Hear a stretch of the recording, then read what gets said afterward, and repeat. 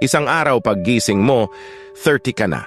Samantalang parang kahapon lang ay 20 ka.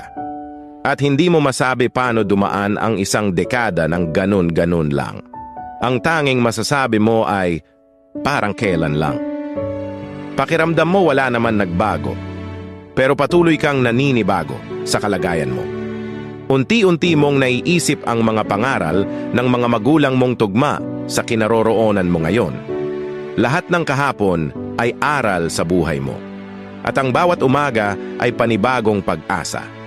Kaya huwag kalimutang i-enjoy ang buhay habang itinatama mo ang mga bagay kung saan ka sumablay at unti-unting lasapin ang success na meron ka. Dahil bukas, 40 ka na. Parang kailan lang.